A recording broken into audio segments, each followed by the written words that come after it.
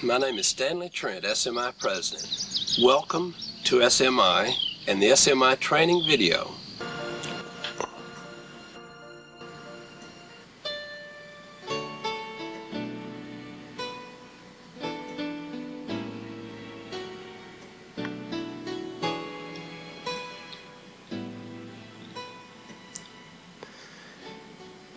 This might be a typical SMI surveying package that you would receive.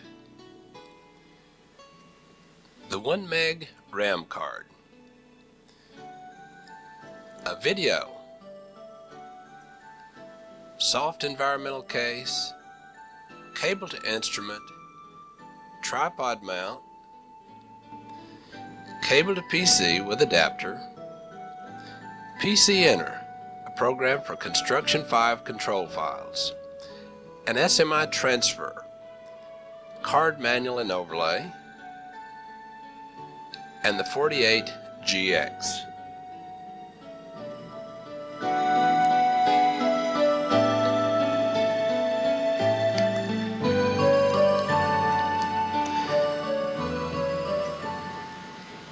The SMI surveying package. This is a new tripod mount that swivels.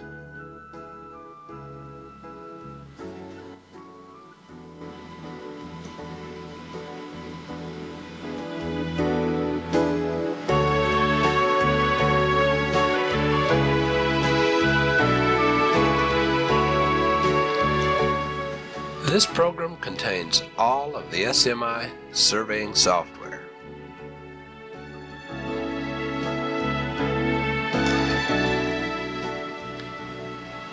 These are unique features of the basic coordinate geometry, standard coordinate geometry,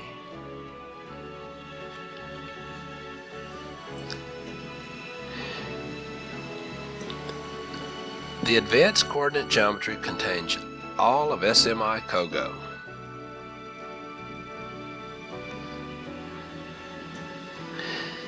Data collection contains all of SMI COGO plus the ability to work with these instruments and raw data.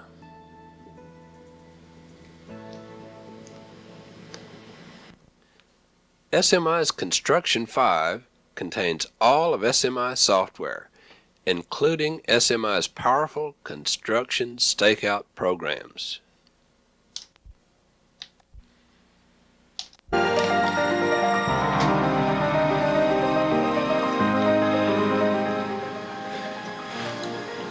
We're now installing an SMI surveying card.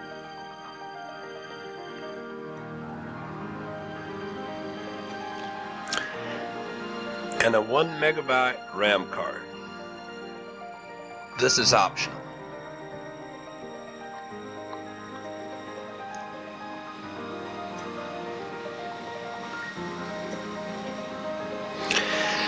And now let's install the overlay. Put the 3 tabs in on the left and press in on the tabs on the right, causing the center to bow up slightly. To remove the overlay, cause the center also to bow up slightly. Let's try installing one more time. Notice the center bowing up slightly as we install it. When we press on, we see this. If we would like to clear the memory of the 48, to start at square one, press on A and F. It says try to recover memory. We press no. And it says memory clear. Alpha K enter. This assigns the keyboard. It also tells us the version number and the card name.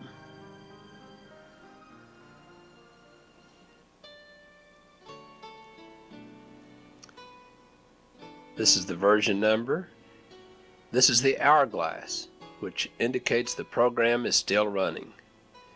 It takes about 30 seconds on the GX and 1 minute on the SX for the keyboard to be assigned. It's finished when you see this.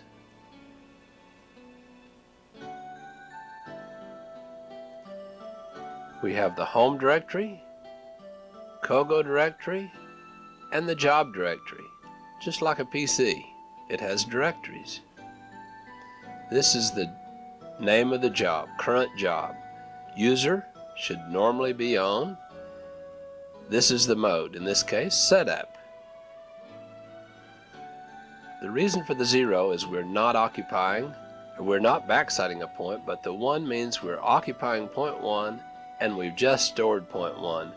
The NN stands for next number, and in this case it's 61.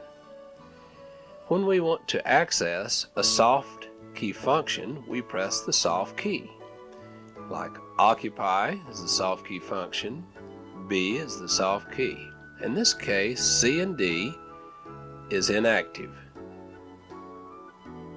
Note, access it. SDA stands for separate distance and angle, and we press F to access that.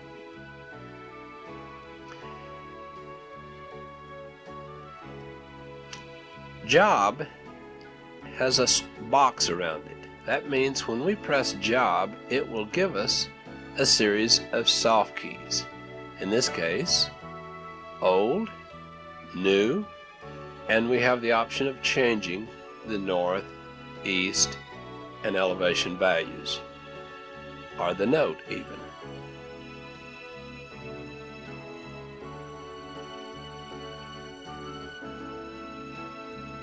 Notice job has a box around it, random points has a box, but point inverse, no box. That means they're direct access keys if there's no box. We will first show you how to create a new job by pressing Job, New, keying in the job name, in this case Sample, SMPL, and press Enter.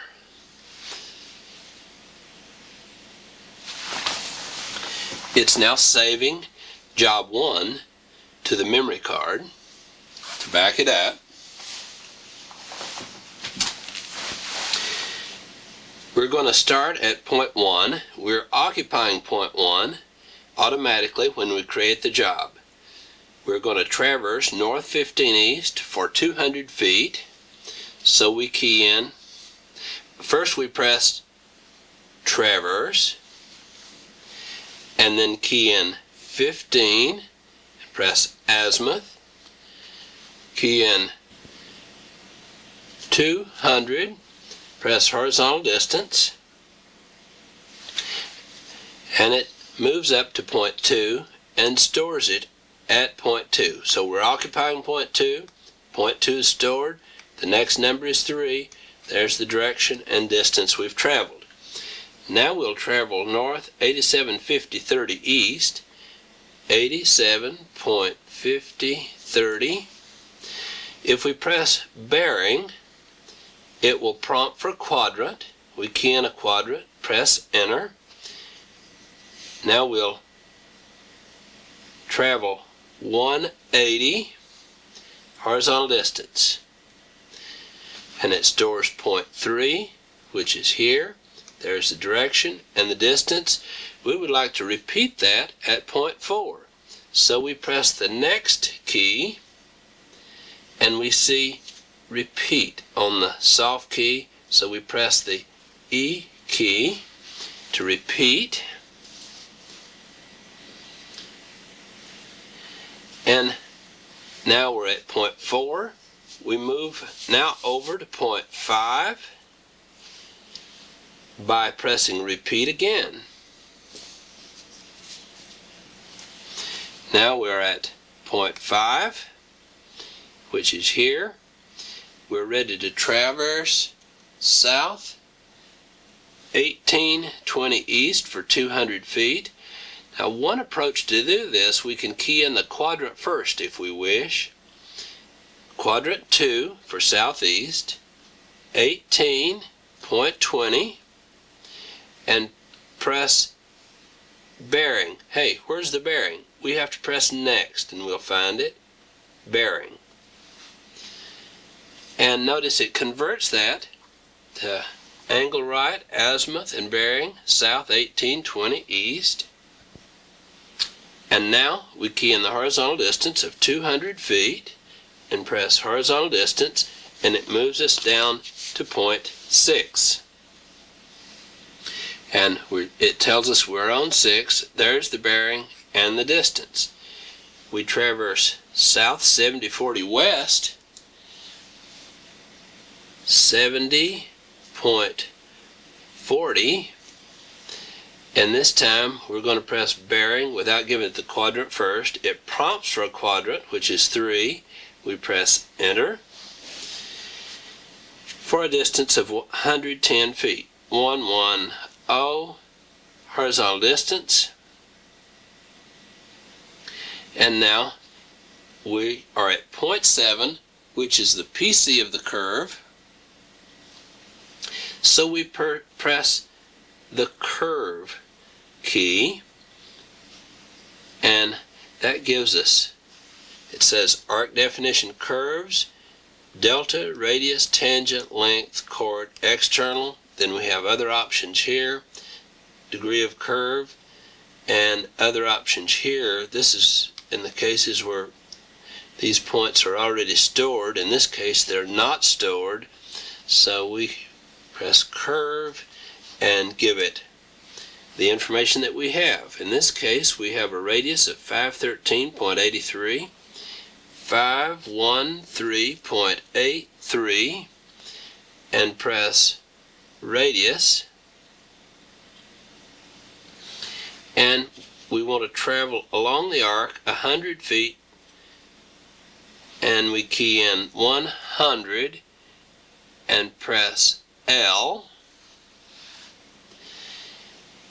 and it says left or right. It also gives all the missing curve information, and we are moving to the right with this curve, so we press right, and it also gives us an opportunity to store.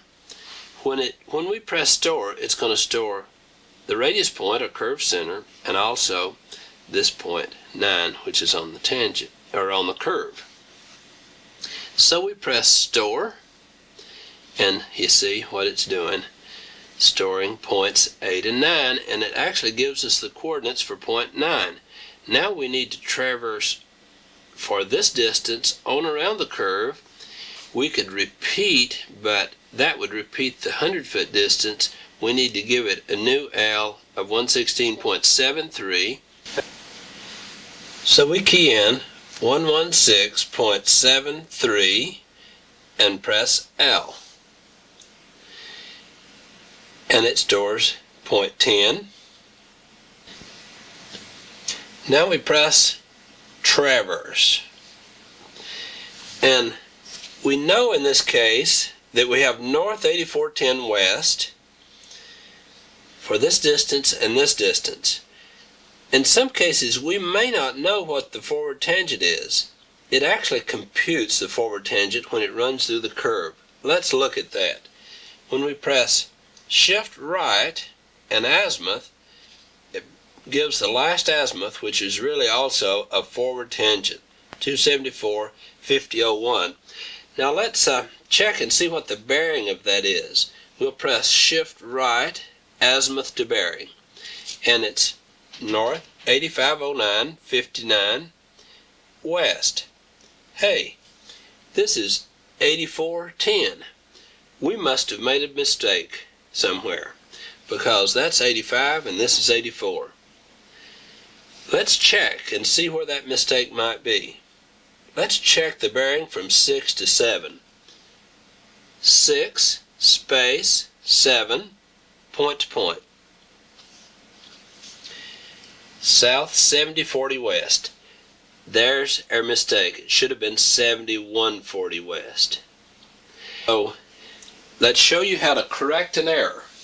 We correct the error by moving back to point 6 and starting again.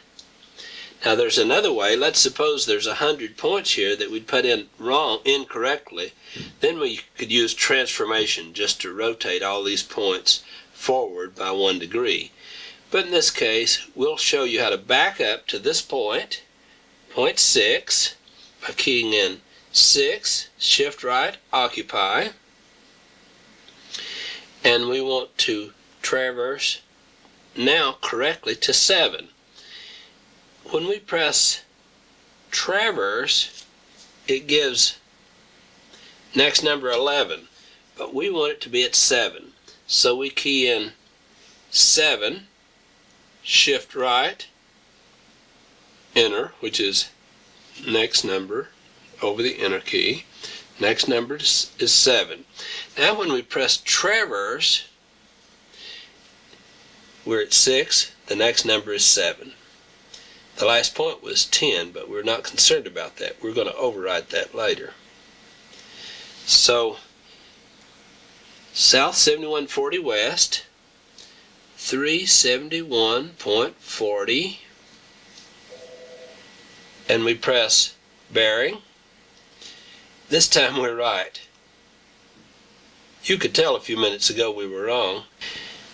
I was so busy worrying about the videotape, I didn't even notice the mistake. So we'll go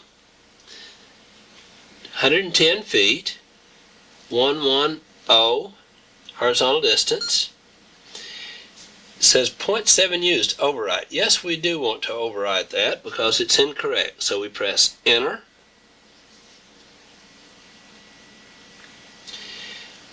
Now we're at the curve again. We press curve. Give it the radius, 513.83, 513.83. Press radius, length, 100, L.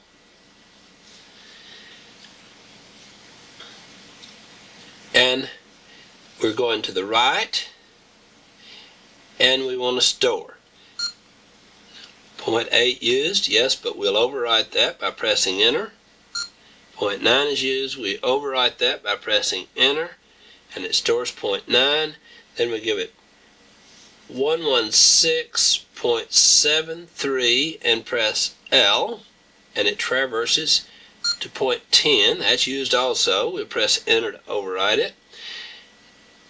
Now we press traverse and press shift right, azimuth to pull the last azimuth or forward tangent out. Now we press shift right, azimuth to bearing to see if we're close now. 840959. So let's press on to clear that, and we'll go back, shift right and azimuth, and we're going to subtract 1 second off of that and use it. 0.0001 minus, use that as our forward azimuth, and our distance is 117.78. Horizontal distance, 0.11 is stored, and we'll use the same direction by going shift right, azimuth, for the distance of 220. Oh, whoop, I entered too much here. Let's back off that and press azimuth to use it. 220 distance, and now that we've traversed to 12, we will inverse to 12 from 12 to 1. 12 space 1, point to point, and there's our distance error, which is fairly good. Now let's check the area. We'll use random points to check the area. If there's already something on there, just press on. That'll clear it. Now we'll traverse we'll go from 1 to 2 to 5 to 6. So 1 space 2 space 5 space 6 space. Now we're at a curve. Shift right and minus, and 7 space 8 space 10, which is down here at the PT. Then cursor right, the R key, then space, and we go to 12 space 1, enter. Then we press RPTR. RPTR, there. It traverses around the boundary and gives acreage, square feet, and perimeter. If we hadn't made a mistake, we could have just pressed view area, but when we made the mistake back here at 6, and we restarted by occupying this point, it automatically zeroed the acreage. So here you see the acres, square feet, perimeter, and precision. The area of lot 1. 1, 2, 3, 11, 1. Random points. 1.3 space 11 space 1 space 1. We'll force close it by giving it 1 twice. Press enter, and we'll see RPTR on the soft key. We press that, and it automatically is traversing around this boundary, giving us the information. We can press space. Whoop, we didn't press it soon enough. Let's do it again. Random point traverse. It traverses around the boundary. Let's press space and it'll stop. See, it says paused, and it gives us the bearing distance from 2 to 3. We press space again and it starts. Press space again and it pauses. Bearing distance from 3 to 11. Space, and we can stop it and get that information. So our acreage here is 0.9567. 0.9567 acres.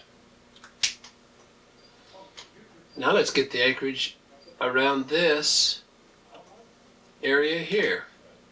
Lot 2. Random points. 11. Oh, notice we have information on there. So what we're going to do is press on. Then we start at 11. Space. 3 space 4 space, and we're at a curve. So we go shift right minus 9 space 8 space 10. 8 is the curve center or radius point, and 10 is the PT. Cursor right, space. We go back to 11 and force close on 11 by giving 11 twice at the end. That's important. And we press random point traverse to get that area.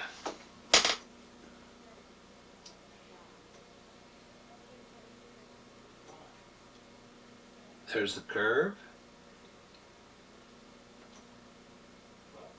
and the area. 1.1197.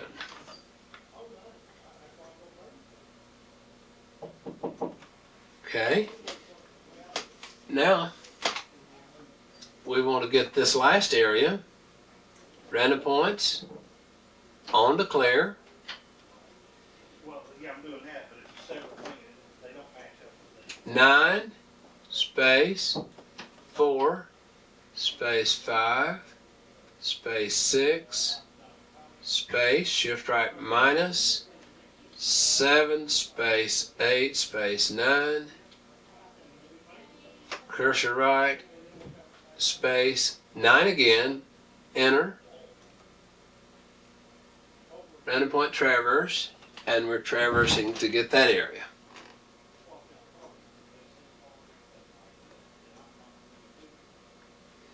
And it's traversing around to get the area,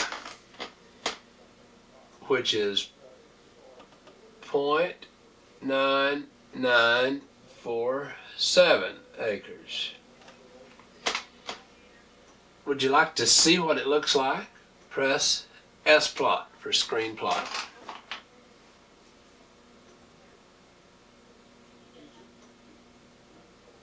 And there it is. The reason it drew it in the corner here is because there's a radius point up there that's being used that was a part of the drawing. We press on to get out of that, and so now we have figured the area around the boundary, the area of each individual lot, and the bearing distance across these two. And let's now assume that we'd like to do a predetermined area so that we change this to 1 acre. We want to change this to 1.00 acres.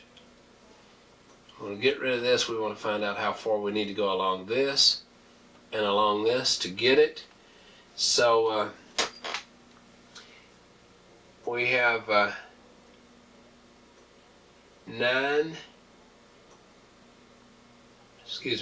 press on when something's on the display that you don't want. We want to go 0.9,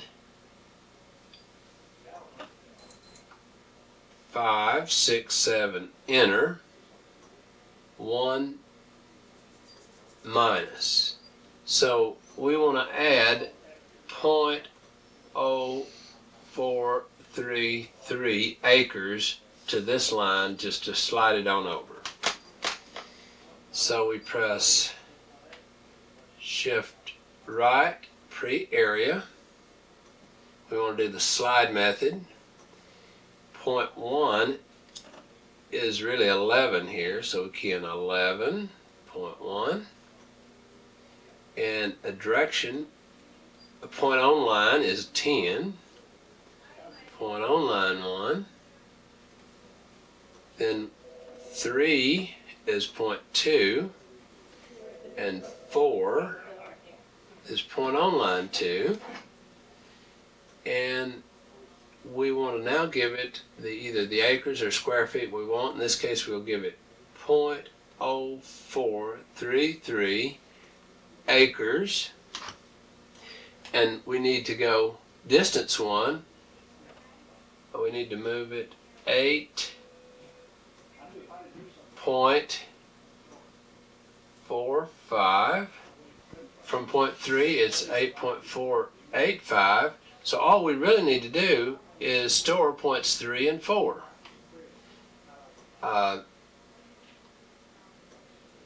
And we'll store that at 13. We'll store 0.3. And 14 we'll store 0.4. Now I believe 13 will be up here. 3 space 13 point to point. No, this would be 13 and this 14. Let's see if that's right. 3 space 14 point to point. 8 feet, yeah. So now we have a new boundary, 1, 2, 14, 13, and 11. Let's check it just to see if it's right. We press random points on 1 space 2 space 14 space 13 space 1 space 1, enter, random point traverse. and it should come out with 1 acre. We'll see if we did it right.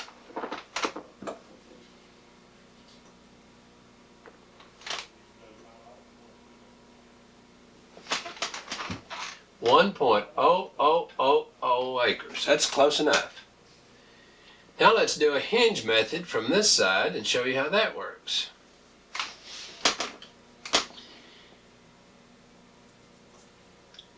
We press random points, and we go on, and we start at 9, and that's in a curve. Shift right minus 9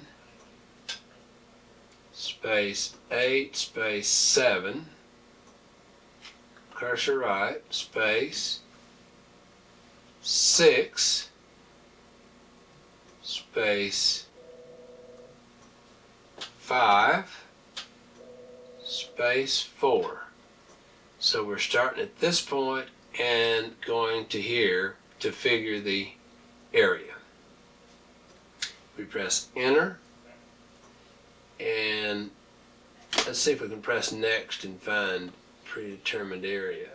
Hinge method right there. Press hinge, enter desired area in acres and our square feet. So we'll enter 1 acre exactly and press acres. It's calculating, and it's going to create a point out here, a distance of 181.90 feet from 5.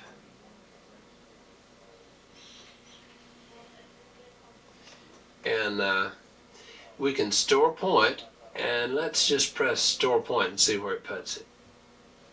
Puts it in the next number, which is point 15.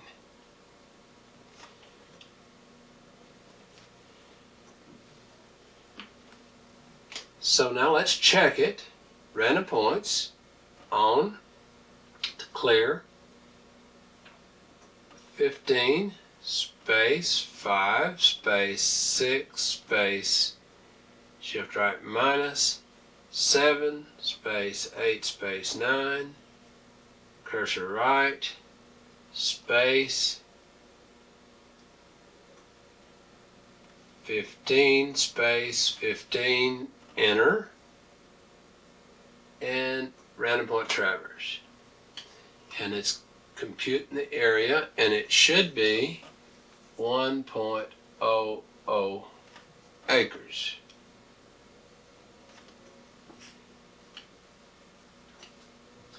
And look at that. Would you believe, to the nearest 10,000th, it's 1 acre.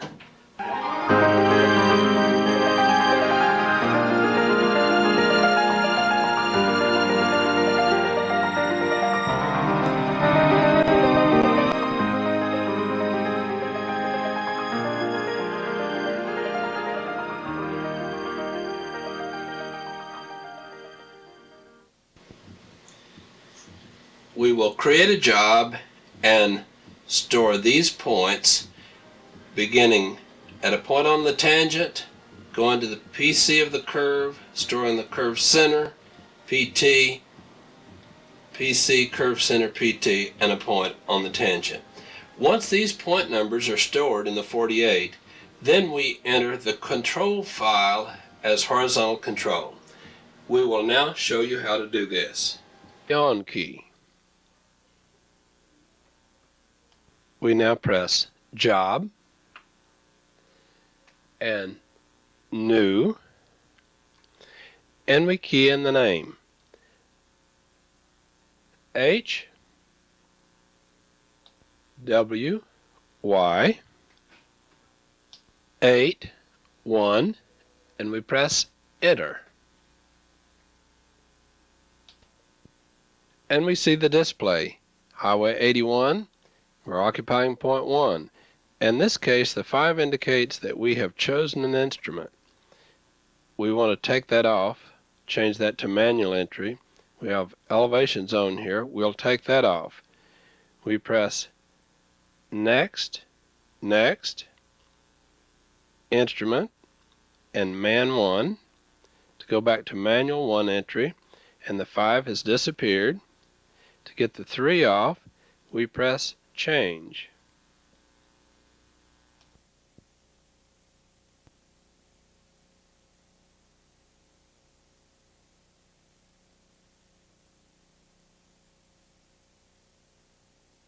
And we turn elevation off. We see it's on here because there's a box after elevation. So we press the soft key C under elevation, and it says won't store elevations. We press Setup, and we see now. And now we see no flags up here. There's no 5, indicating that we have chosen an instrument. There's no 4, meaning that notes are on. No 3, meaning that elevations, notes, instrument, all turned off, along with raw data. Now we're ready to press Traverse. We're now ready to traverse from 1 to 2. We're occupying 1, and we're traversing North 42 East for 500 feet to go to point 2. Press Traverse and key in 42 degrees. Press Azimuth for 500 feet and press Horizontal Distance, and it stores point 2. We're at the PC of a curve where we want to store the radius point or curve center and the PT. We'll show you now how to do this.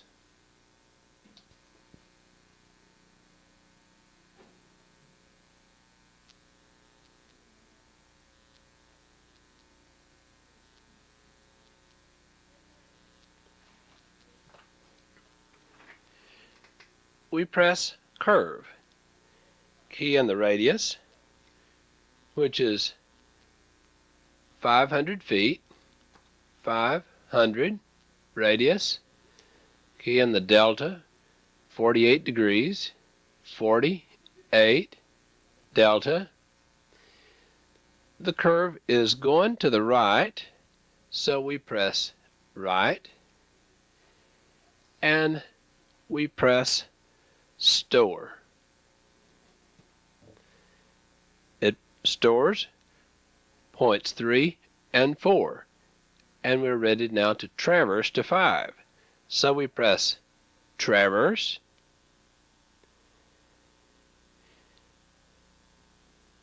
press Azimuth, and we're going 90 degrees.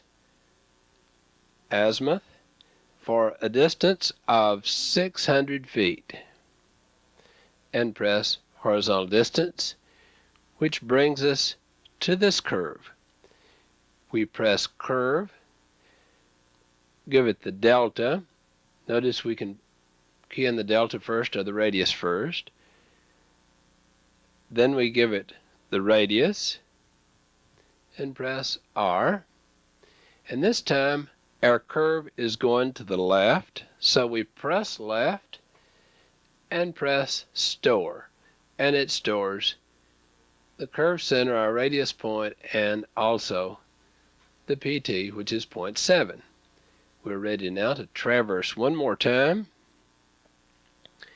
and if we press Azimuth, the azimuth is 15 degrees. Press Enter for a distance of 500 feet, horizontal distance, and now it has stored 0.8.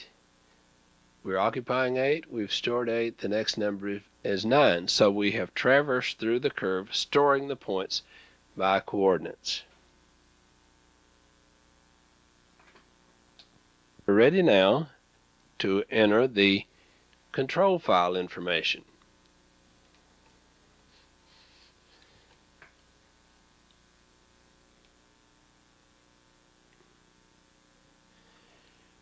We press Shift right, Construction 5, Next, and HCCL for horizontal control. Key in 1 space, that's the beginning point number is 1, then the beginning station number 100, we don't put the plus in there, space, to give it the curve information, which is 234, 234. To give it curve information, we need the quotes. In order to get the quotes, we press Shift right minus. Shift right minus. Now we have the double quotes with the cursor flashing. And we key in the numbers 2 space 3 space 4. Then we press the R key, the cursor right key to get outside. We press the space key, and now we're ready to go on over here to the next curve, which is Shift right minus 5 space 6 space 7, cursor right, space 8, enter. And that completes the horizontal control, and it's finished. We can press draw if we wish to see what it looks like on the display.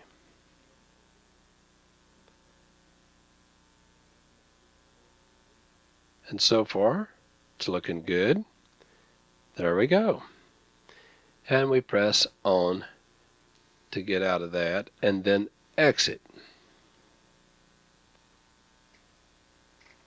Now we're ready to enter our vertical control if we wish. Or, if we just wish to stake by station and offset, we could leave it in just horizontal control and go out there and do some work. For example, we could set up here, shoot there and there as our control points, and any place we take a shot, it will tell us the station and offset before we enter the vertical control and template. Let's give you an example of how that works. We go back to construction 5, shift right construction 5.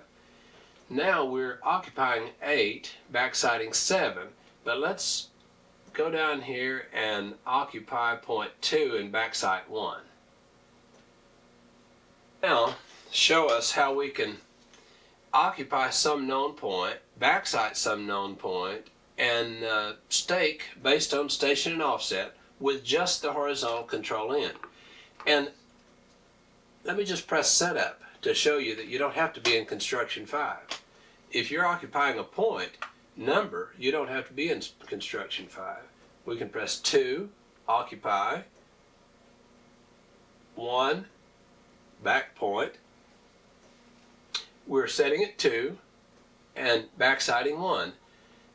But to stake, we could stake 5, for example, by just pressing stake and 5, foresight. Except in the stake mode, notice we're getting northeast here. Let's press change and bearing, azimuth, angle right. Now let's press stake again. Now you see we know the angle right to turn and the distance to go when we're setting on 2, backsighting 1, and staking point 5. So we're setting here, backsighting here, staking here. We turn an angle of 218, 20, 12 for a distance of 985.55. But let's go back to construction and show you the same thing. Shift right construction 5, and now let's stake point 5. 5, shift left, foresight point.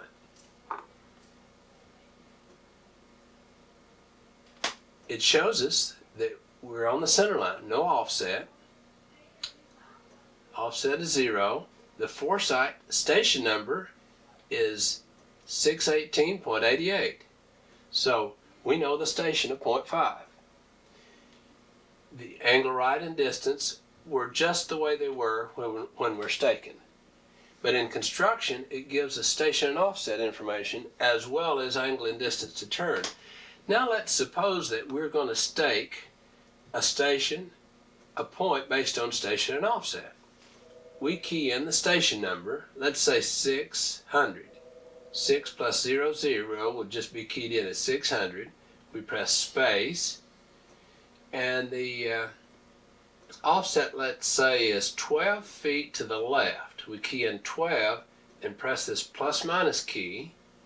So we're at station 6 plus 00, an offset of minus 12, and we press this soft key under foresight.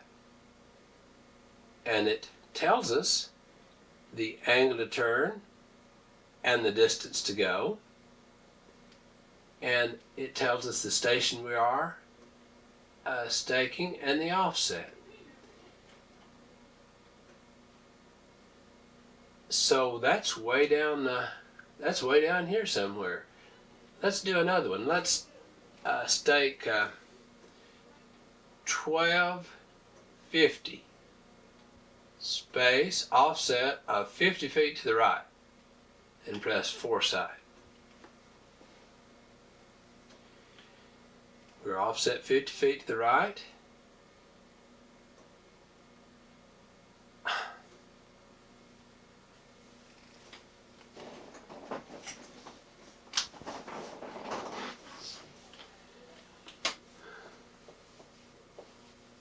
Okay, we can press setup, and we're setting at 0.2, backsighting 1, and this is a station number here.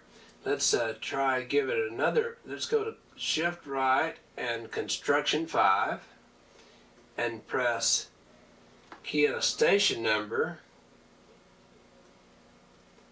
space, and an offset distance. Press foresight, and it gives us the station, the offset, the station number, the angle to turn, and the distance to go. Now, if you want to write that distance down on a piece of paper, 2:17:09:27, 6:13.64, 65 really. You send your rodman out, you turn your angle to the right of that amount and set your instrument on that angle, send your rodman out this distance along that line, and you take a reading by pressing shot. Now in this case we don't have an instrument chosen. If you'd had an instrument chosen, this information would have automatically come in from the instrument. In this case we're going to key it in. Distance is 613.65, space, zenith angle, we'll assume it's 90, space, horizontal angle is 217.0927, and we press enter with a space between each of those. And see, station, offset tells you come and write. So we must have taken, that's a good rodman. He did it just right the first time.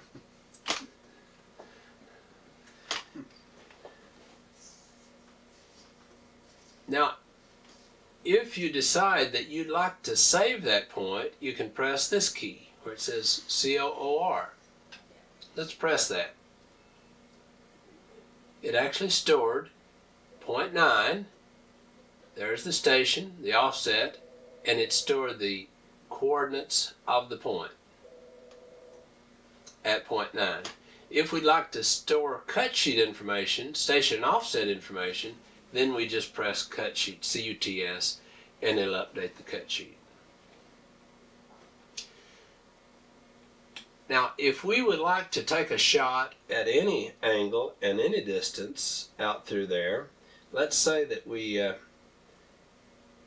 just pressed shot and keyed in some distance, like 600, space, some zenith angle, space, some angle right, say 220, press enter. Wherever you take a shot, it'll give you the correct station and the correct offset for that point that you're at. This go and right business here only will relate to the last point that you tried to take a foresight on. For example, now I'm going to press on to get out of that, and I'm going to press exit to get back to my regular Construction 5 menu. Whenever you key in a value, station and offset, and press foresight, and then you press shot, it will give you go or come, right or left, in relation to this last point. But if all you're looking for is taking a reading and getting the station and offset, you just press shot and don't worry about entering this. Okay, so we've shown you how you can literally use the horizontal control and stake based on station and offset. A point doesn't need to be stored there in order to stake it. We only have a few points stored. We stored these 8 points, plus we just stored one more point of a point we shot, point 9. So that's real simple when you're dealing with horizontal control. And you can work, if you're not worried about elevations, with stations and offsets in horizontal control. Let me tell you another application of this. Let's suppose that you have just a boundary fence line and you're traversing around through here. You can literally know the offset from your boundary line by just traversing and storing points. It'll give you the offset and the distance you've come along the traverse. This can be a baseline, as you've seen in the other example, as well as a road center line. And this road center line can be comprised of tangents, simple curves, such as this, tangent, simple curve, tangent, or you can enter a spiral in this area if you have spirals rather than a simple curve. Now let's go to one more stage. Let's put in our vertical control. We'll press Shift right, Construction 5, next, and we'll see VCCO, vertical control. Hey, it remembered that our beginning station was 100, so that already is put in for us. It requires the beginning station, beginning elevation, and the percent, and PVC, PVT are percent and station, all the way to the end of the project. And now let's go in our manual to where we find the vertical control, which is right here. And we'll enter it. Station is 100, elevation 500. So we key in 500, space, 3.5, space. Now we're ready for the vertical curve. Shift right minus to get our double quotes. Then this time on vertical curve we give it station numbers rather than point numbers.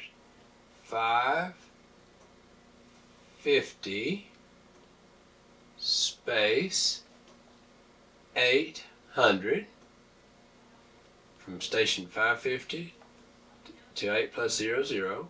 Notice we did not put the pluses between there. We press arrow right to get outside the quotes. Now if we wish, we could press Shift right return and we could see what we've put in plus what we're about to put in. 2%, but it's negative, so we press the plus minus key. Remember, don't press this minus key to change a number to negative. Use the plus minus. Space. Now we're ready for another vertical curve. Shift right minus for our quotes. 1020 is the station of the PVC. Space. 12 plus dot dot, and we don't put the plus in for the station of the PVT. Then we cursor right, this R key, space, and we go the last percentage. So it's going to go plus 4% throughout. So we're beginning at station 1 plus 0, 0, elevation 500, percent slope is 3.5, PVC, PVT, percent slope, PVC, PVT, percent slope. And that's the end of the project.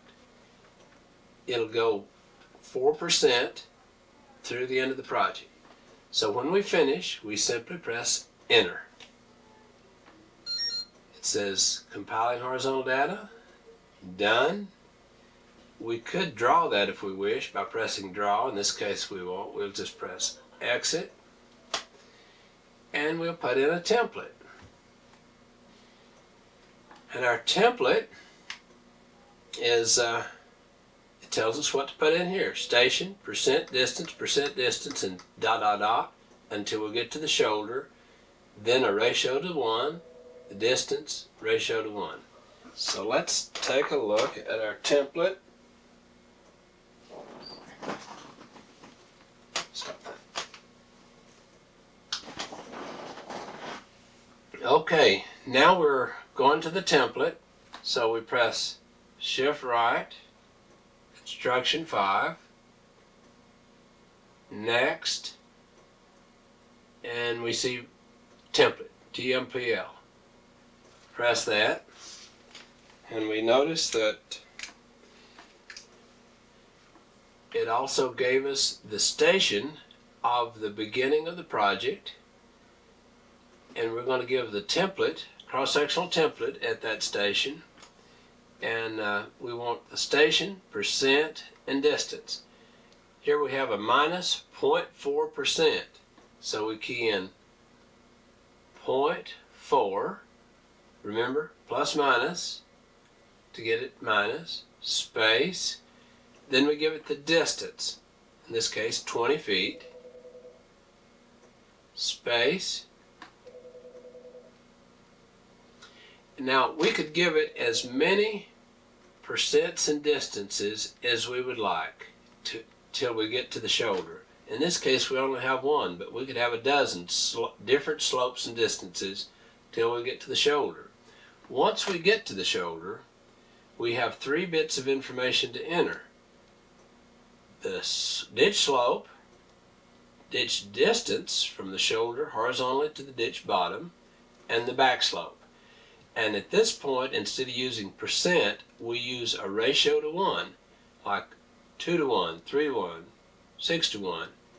But a ratio of 2 to 1 is entered, just 2. We do not put the 1 there. That means it's 2 to 1. The 48 knows that ditches go down from the shoulder, and so we don't have to give it a sign of negative. We give it this distance, which is 10 feet, space, and the back slope. In this case we're at 2.5 to 1, so we key in 2.5. So we have station, percent distance, and if we had more we'd keep entering them, all with spaces between them. Then the ditch slope from the shoulder to the ditch bottom, the ditch distance, the horizontal distance from the shoulder to the ditch bottom, and the back slope. The slope from the ditch bottom on out. Now it's necessary to enter those 3 elements whether you're in a cut or in a fill. If you're in a fill area and your ground level is way down here, when you take a shot here, it will ignore that and it will automatically project this line down through here, and it will project for your catch point here as if the ground is level when you take the first shot. So remember, it's important, critical to put these 3 elements in. So after you get it all in, you simply press enter. Notice what happened here. It projected all the way to the end of the project, the same template. However, if we wish, we can use the cursor keys to move up and cursor right and delete left, and we can get rid of that station number and key in some new station number. Let's say that we're going to station 5 plus 00, and we're going to enter a new template, space, and let's say at this point our slope is going to change to a minus 2%, we'll say, and maybe even the width will change, but in this case we'll just change the slope from here to here.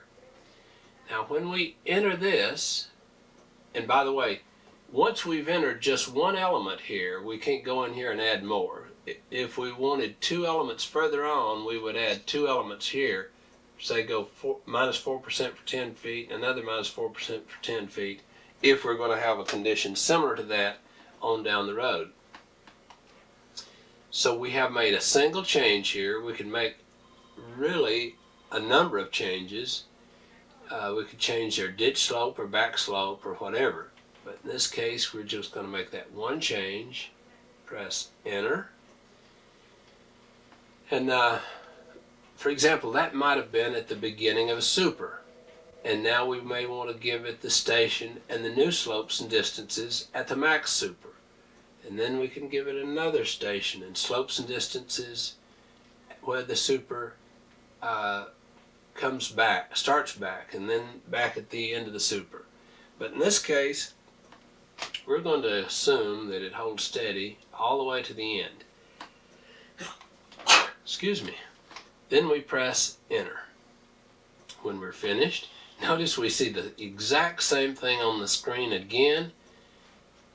There's no point in keeping pressing enter because that'll just store the same thing. So what we do is press on to clear that, and enter this time will throw you to the left template, and it'll exactly give you a mirror image of the template on the left side that you've got on the right. Here again, you can edit that if it needs to be different. So we use the same in this case. Notice what happens. It jumps to also where we made a change at station 5 plus 00, and to let us mirror image that information. Then we can edit that if we wish, or press enter to keep it. Now this jumps all the way to the end. Let's go ahead and keep it steady all the way through by pressing enter. But once we pressed enter one time, there's no point in keeping to pressing enter, so we press on to clear the information. This time when we press enter, it will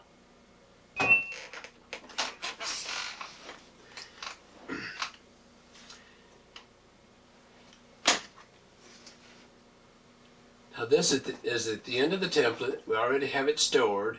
This time when we press on and enter, exit the program. We could draw that if we'd like by pressing draw. We can draw any of the templates we'd like, any station number. In this case, we'll let it default on station 1, and 1 represents right, so we press enter, and it's going to draw the template of the cross section. Here you see it drawing it across from the center line toward the shoulder. Now we're coming down from the shoulder down to the ditch bottom, and then we go back up from the ditch bottom, and that's a visual picture of what it looks like.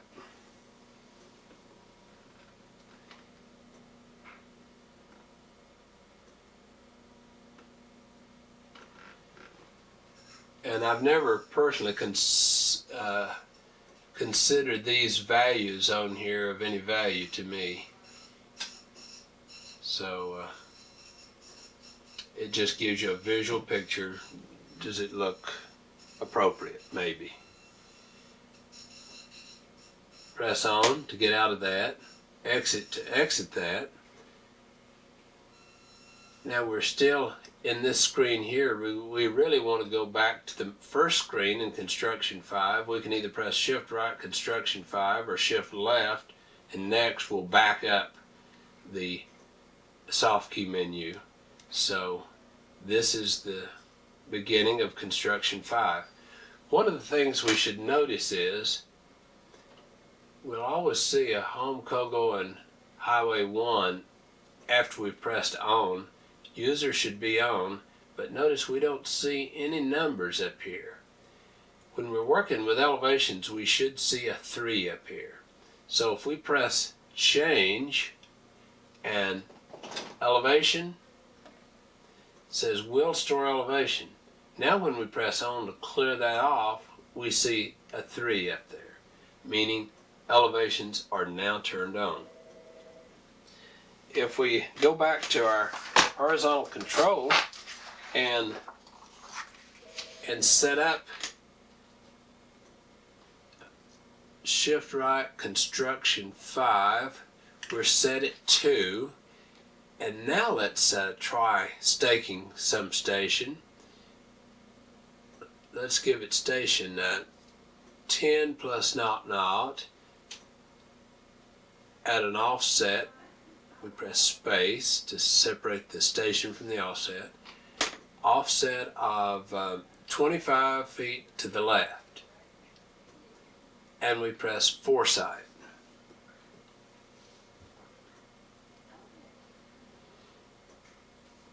So that gives us the offset, the elevation, and the delta elevation. Now notice our point that we're occupying was assuming it was 0 since we didn't give it an elevation for that point.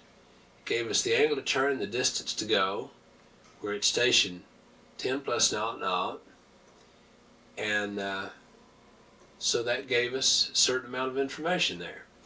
But let's now show you how we'll actually establish an elevation for this point.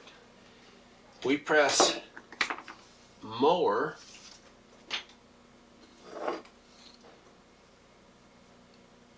or we can press next until we see benchmark, BM. In other words, we shoot a benchmark. Now if our instrument had been chosen, it would have automatically brought these point angles and distances in and give us benchmark elevation. Let's say that it's 200 feet to the benchmark, 89 degrees zenith, and angle right. It doesn't matter what that is because it doesn't actually use that. Now we see reverse. We could flop the scope and shoot it again. Benchmark point. If we had a point stored as a benchmark point by number, we could give it that point number and press this soft key. In most cases, we'll just know the elevation. Let's assume it's 505 feet. Press elevation. The elevation at the gun now, the reference elevation is 501, and let's store that at 2. 2, store. It says override. We press enter to override it. Now we're at 2. Now let's press Shift right Construction 5 and shot, and just take a reading. Let's say 25 feet out, zenith angle 89, and an angle right of 20 degrees. We'll just take an arbitrary shot. It gives us the station, the offset, the elevation. Now this goal or come value doesn't really mean anything. That's to the last point we tried to stake. Fill left doesn't mean anything. So we need to have a fill here of 14.48 at this spot that we arbitrarily took the shot. This is the grade elevation based on the template. This is the actual elevation. Let's suppose that we wanted to store station 11 plus 50 and an offset of 45.23. We're in construction 5, so we press next and next and next until we see STO. We press STO and it stores it by point number. Now in this case, the next number was set for 3, so we'll store it at 10. So it says point 10 stored. So it literally created coordinates for that station and that's offset position. If we want to see the coordinate values for that, we could press view and 10 and point recall. There are the coordinates and the grade elevation. Oh, how far it is from point 4 to point 10. We key in 4 space 10 and press point to point. Okay, if we press 10 and press, by the way, when we press 10 we see some other numbers in there. It's not a bad idea to go ahead and press on to get rid of everything, then key in 10 again. Press foresight. Now that's not going to do much, because when you just press 10 in foresight, it assumes your station number. Let's give it 10 shift left foresight, and it uses the point number that's stored. There's your offset, elevation, the station number 11 plus 50. So everything is there. Create a point on the line between 4 and 5. We're going to press setup, 4, occupy, traverse,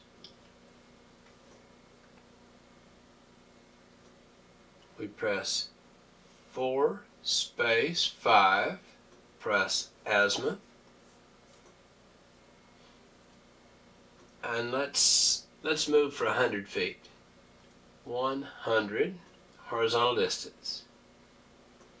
Change in elevation, we'll ignore that by pressing enter. That stored that at 11. So we now have a point 100 feet from 4 at 5. Let's suppose that we're setting our instrument up at a random position here, and we're going to call that 12, but we don't have the coordinates yet. We're going to compute them. We have points 4 and 5.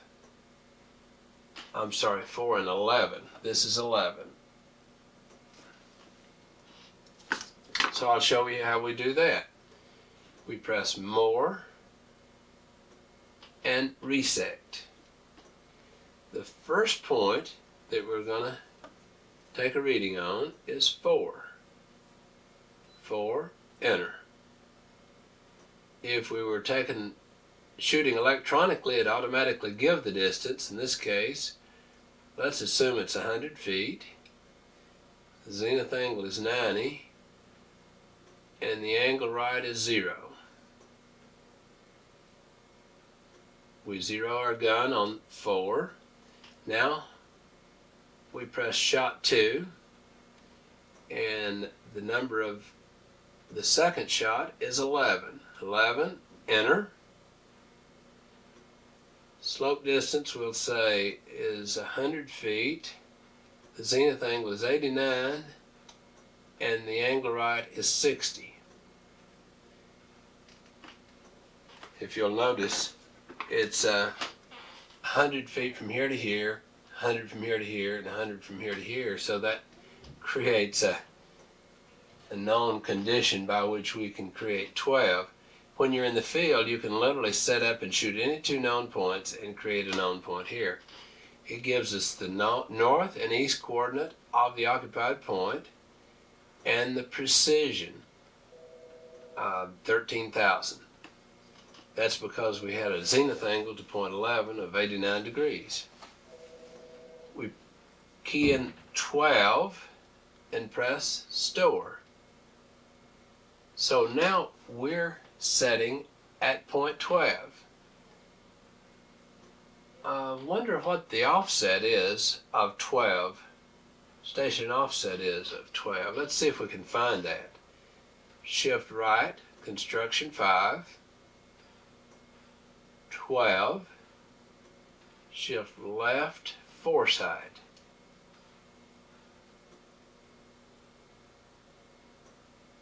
There's the offset. We're 86.6. That's logical, isn't it? Station number is 10 plus 68.89. So you can find the station and offset of any point you have. We are occupying 12. We're backsighting 4. Mark from 12. We're occupying 12, and so we press setup, next, benchmark, and that benchmark is 50 feet. The zenith angle is 89, and the angle right is 0, and the elevation of that benchmark is 515 feet, and we press EL question mark. Now we key in 12 and press store, and we override 12 by pressing enter.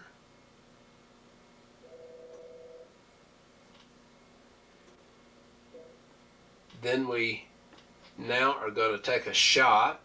We're going to do some slope staking. Shift right, construction 5.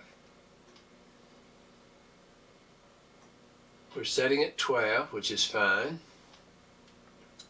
We take a reading, take a shot. We press shot.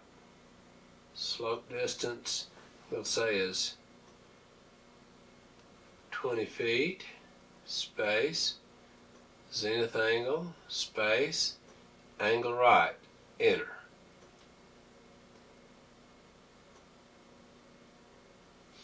Okay, so it says we need to go in 18.86 or up 7.75. So let's try that. Let's take another shot. This time we'll press shot on the left side. And the slope distance is 38. The zenith angle is 86. And the angle right is 20. We press enter. This time it knows the slope of the ground. It says slope distance out 3.38 or down 0.44. Let me illustrate to you what is really happening here. That we took a shot was way out here outside the shoulder, outside the catch point. Then the next place was inside the catch point. Let's suppose that the ground is going like this, and we took a shot here. Now the next time we took a shot here, and it says slope distance in 3.38. So it knows the slope of the ground by allowing us to press shot on this side first and shot on that side next. Now once we move in here 3.38, we should press exit and take a shot with the right side soft key, simply because we want it to not get confused. If we get too close in getting our slope distance computations, it'll get a little confused. So after you once take a shot on the right side, then a shot on the left side, then you go back to a shot on the right side, so that you'll be dealing with a level distance. So slope distance we'll say is 38 5 feet, zenith angle 87, and an angle right of 20.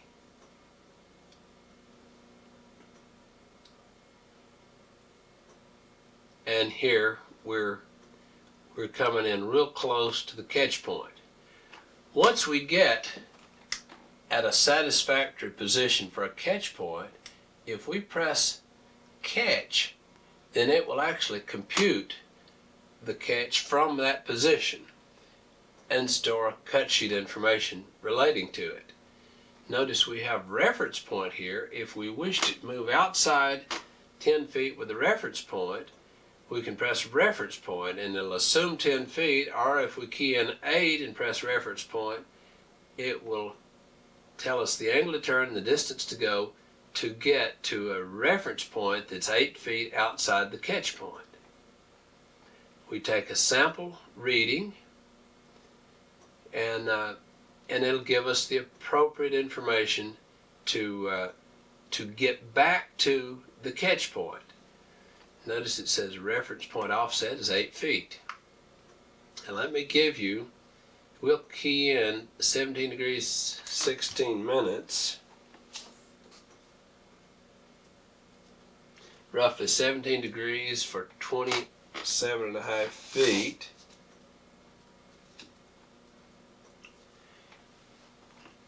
By pressing, let's see,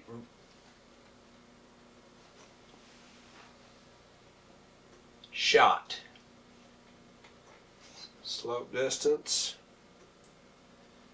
27.5, zenith angle 87, space and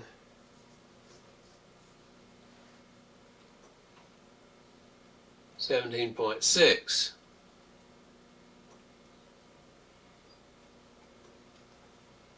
There's the station, the offset, the elevation, catch elevation. We need to fill 0.39 at 8 feet, 8.02 feet, to get to the catch point. So this gives you the information you need to find your catch point from the reference point. Now let's press next and break from the catch, breaks from the reference. If we press breaks from the reference, it'll give us all the information we need to get back all the way to the center line for the grader. In other words, if you need to write all the information on the stake to get back to the center line along the template, you've got it displayed right here.